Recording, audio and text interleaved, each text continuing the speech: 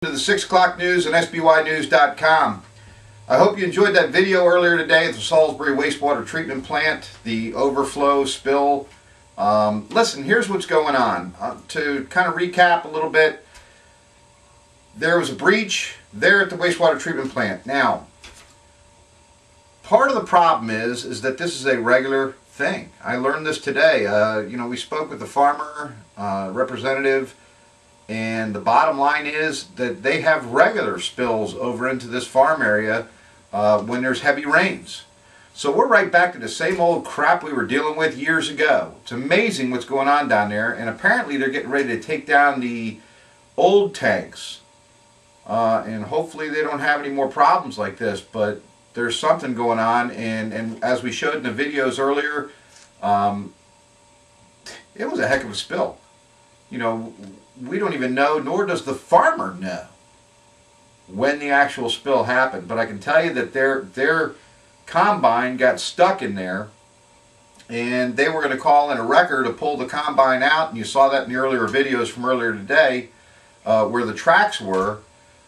And the city of Salisbury said, no, let us try and use our equipment to get it out. And they did everything they possibly could and finally got it out of there because they didn't want any attention raised to this spill. So go figure, right? Anyhow, the bottom line is we're still waiting for a press release to come in from Mayor Ireton. I did discuss this with him just in case he wasn't aware. And it turns out that they had just informed him as well, and that they were reviewing the press release, and we should have that probably well before this actual show comes up sometime today, 6 p.m. today, forgive me. But that's what's going on down there. Let's talk a little bit about the plaza, the downtown plaza.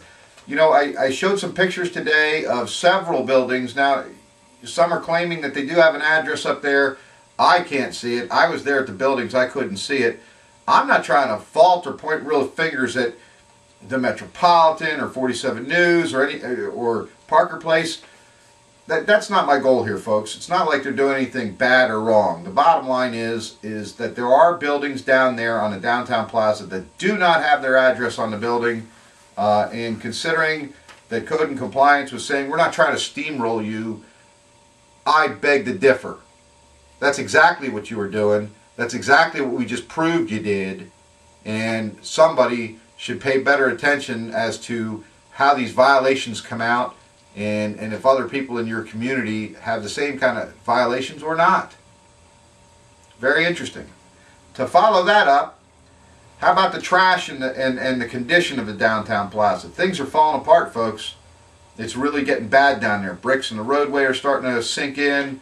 They've got a lot of issues with the brick planter areas around the entire plaza. Now some of the woodwork is falling apart. It needs some attention. The question is, who's responsible? The city has always taken over that liability, you know, over the many years that Barry Tillman was in office. I'm a property owner down there. Someone tried to put a comment saying, look at the condition of the exterior of your building, Albero. There's nothing wrong with the condition of the exterior of my building, I can assure you of that.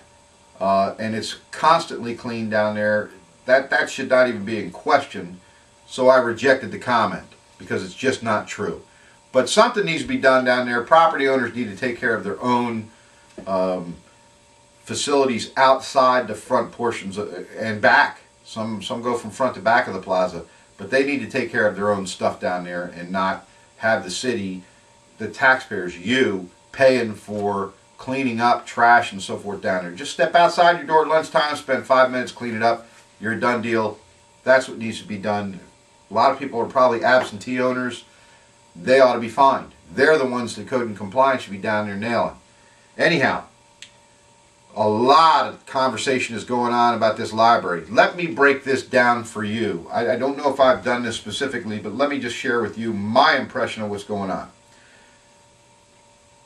Back in the Barry Tillman days, if you'll recall, I brought up the issue and brought to attention that the city only has to pay $1 for one half of that building and sign a contract for 50% of that entire government office building.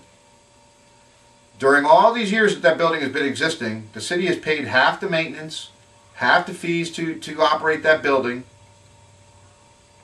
and a rental fee. Now, The bottom line is the city staff has grown. The county staff has grown huge. Davis Ruark in the next building over is desperately looking for space for more attorneys for him. The county is spending all kinds of money renting buildings elsewhere. I don't know if people are aware of that. That's another topic. We'll get into that another time. But the bottom line is the county would love to see the city step out of the building. The city would love to step out of the building. Gary Comegys made the statement publicly that he doesn't want the city to buy half that building because of the maintenance costs. It's an old building, he said. Gary Comegys, you need to go. You suck at what you do. You need to get the heck out of there because you're just clueless. Regardless, Shady Shields, Louise Smith, Mike Dunn, Lynn Cathcart, Gary Comegys, Barry Tillman, and now Jim Ireton all have this special interest in the old library. What a perfect location for them to relocate. And why would they do that, folks? And I'll tell you exactly why. The state of Maryland is not going to give the county and or the city any funding for additional buildings. The taxpayers can't afford it. But there is one group of government that is willing to loan money and grant money, and that's the federal government. So what do? The only thing that locally that would involve the federal government is a library. So they're now encouraging the library to relocate. They don't care where. They just want their brand new building. So that the city can then get gifted the other building with the old libraries in for the city's government office building. Are you following me now, folks? You seeing a pattern here? Government wants city out. City would rather relocate and have another facility. Okay? Which, again, pushes my point. They shouldn't sell or do anything with the old fire station. You can put public works in there. You can put one of the departments in there. And if they end up doing this scam deal, they can be in the building across the street and have an asset. So it's stupid what they're doing. But regardless, that's the game plan. That's what they're playing games with and trying to not let the taxpayers be aware of this. I'm too smart for them, folks. I really am. I know what's going on. You mark my words. It may take 5-10 years before all this comes about. But you watch what happens, because the city and the taxpayers can't afford another tax increase. City can't afford to buy the building. They'll get gifted that building by the government if they step out of that building at the GOB, the current GOB. Folks, another thing real quick, Big Brothers and Sisters, we put a post up early this morning about them. Please get involved. Help these people out. You don't hear much about Big Brothers and Sisters, and they're a great organization. Go to that post earlier this morning. See what you can do to participate with this group and help them out. And as a closing note, happy St. Patrick's Day to all the Irish out there. As you can tell, green, green, green. Running all the green I can today. Folks, thanks for coming here again today. We will see you tomorrow at 6 p.m. Thanks for the support. Good night.